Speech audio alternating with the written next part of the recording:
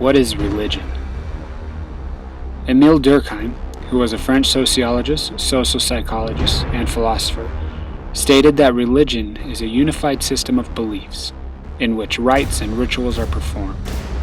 This then creates a moral community.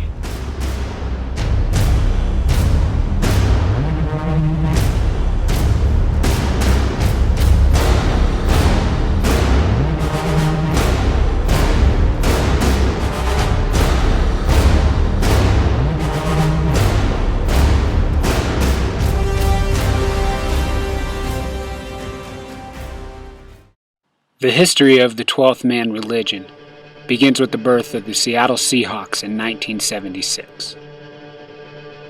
Seattle was no longer starved for their own football team. From this stemmed a religious organization to support this team. As the Seahawks strengthened, their loud, sold-out crowds became known as the 12th man.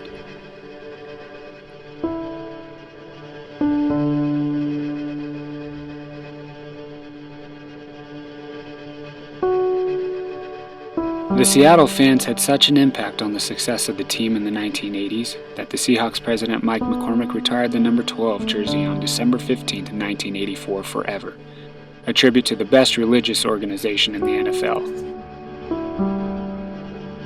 In 2003, the 12th man was honored once again, this time with the sacred symbol of the flag with the number 12. The tradition of the 12th man flag began October 12, 2003. When 12 original season ticket holders hoisted the flag prior to kickoff.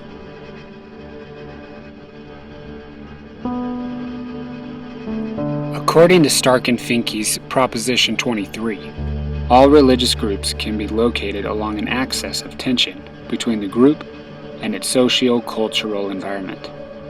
Tension refers to the degree of distinctiveness, separation, and antagonism between a religious group and the outside world. And if antagonism exists, it sure exists against the 12th man. Due to this high tension, the 12th man could be identified as a religious sect. Because of this tension, Stark and Finke explain in Proposition 44 that the higher level of tension a group experiences, the higher the commitment, which would explain why the members of the 12th man are so committed to their leaders and the organization. So what is it about this leadership?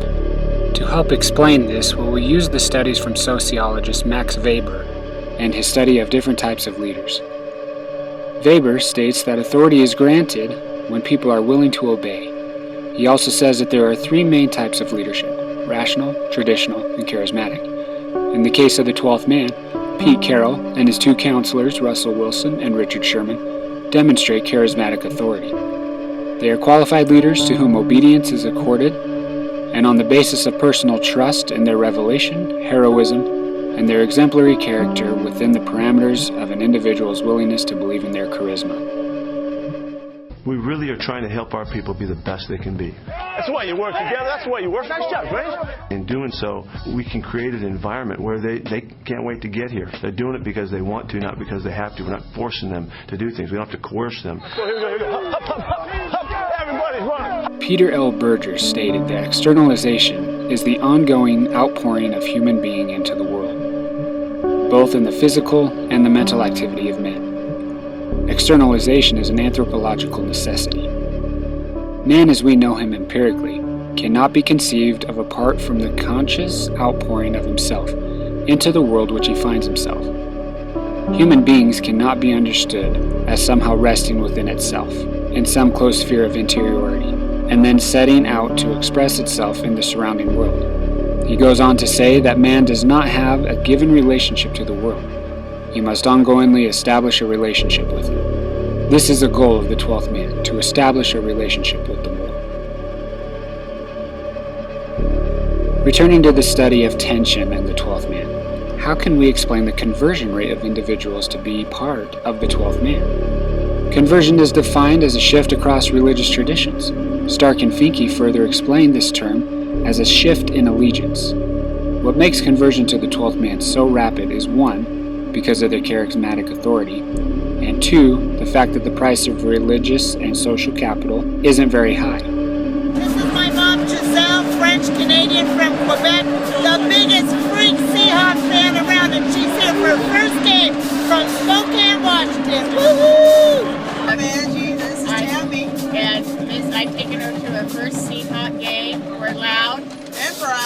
Stark and Finke describe this social capital as personal attachments. The word capital is used by Stark and Finke to note that our relationships with others represent very substantial investments of time, energy, emotion, and sometimes material. People who are members of other religious fan bases may lose some social capital, but would easily gain it back to the welcoming characteristics and the far reaches of the 12th man. Discussing religious capital, those who again convert from other religious fan bases understand the same commandments and rules of what it is to be a fan. Religious capital is not lost through conversion to the 12th man. Now we shall discuss what makes the 12th man so solid, powerful, and influential by discussing the power of rituals and how they can influence what is called collective effervescence. Durkheim's explanation of collective effervescence is manifested through rituals. One could call this effervescence social electricity, or the emotions you feel when you are together with those participating in the same act. One of the most well-known rituals in the whole world is the raising of the 12th man flag before every home game. From the professional sociological minds at ESPN, they explain what the ritual of the 12th man flag is and how it affects the members throughout the world. The hoisting of the 12th man flag kickstarts a high-volume fan base that likes to impact the game. It reminds me of a scene that you would find in, ancient Roman times when the emperor comes in and all the people are going crazy. We find somebody who's worthy of that moment, and everybody rallies around that opportunity to just celebrate that, okay, let's kick this thing off already. I've seen games put away in the first couple of series of the ball game just because of the energy that this team feeds off from the crowd. And all of that starts from that 12th man flag being raised at the beginning of the ball game. It's become such a big deal that people are thrilled when their name is sort of announced, hey, I get to do this, and they'll do whatever they can to be there. I had to swear that I wouldn't go on TV or radio and say anything, and tell any of my buddies, and even my brother was like, 12th man. I go, yeah, I'm raising it tomorrow. He's like, no, you didn't tell me. Jay Bruner, he raised it. Our press box started moving. It was almost like an earthquake. 50-mile-an-hour winds I had on the summit of Everest weren't as powerful as that energy that shot out of the crowd when that flag went up. It was amazing. When I think about it right now, man, I just literally my hair is standing up on my arms. It's the coolest thing, man, and I can't say that anything has ever made me feel like that. When they called me on the phone, I ran around the house screaming for about 15 minutes. I'm going to raise the flag! I'm going to raise the flag! What an honor. I wish everybody could experience, because it really, really makes you feel like you're somebody. The brand 12 now, you can be anywhere in the country and sometimes places in the world, and people just, they see that number and that on that blue background, and they know exactly what this whole thing means. That includes this U.S. military base in Afghanistan, where Northwesterners from the 3rd Platoon of the 455th Engineering Company support their Seahawks by raising a flag of their own. We wanted to look at it as a morale booster for our soldiers as well, something to kind of bring us home on. I just imagine myself sitting on the couch, got my wife on one side and all 3 of my boys in their 12-man jerseys sitting next to me, and that's what I relate to every time that we raise the flag. And in this stadium, raising the flag seconds before kickoff gets all 68,000 plus in attendance feeling loud and proud. I've never seen anything like it in sports, and it definitely makes a difference.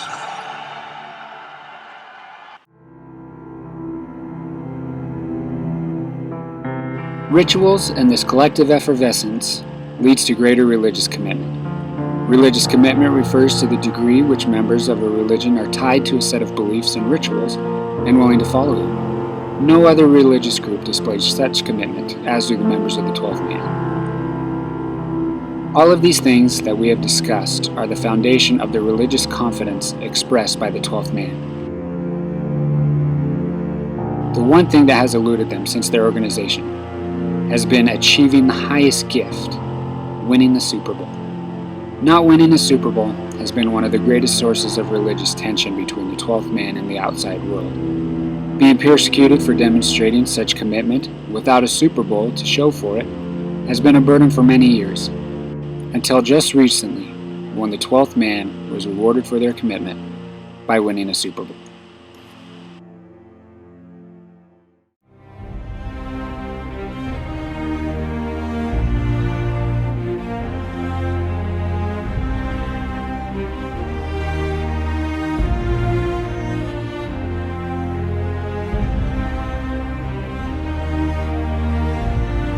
To be part of the 12th man, one must give allegiance to the Seattle Seahawks.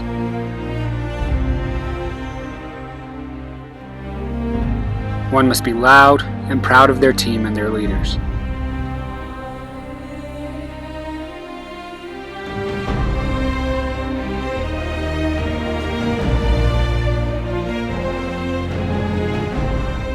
When you're a member of the 12th man, you're a part of an organization. You're a part of a team. You're a part of a family.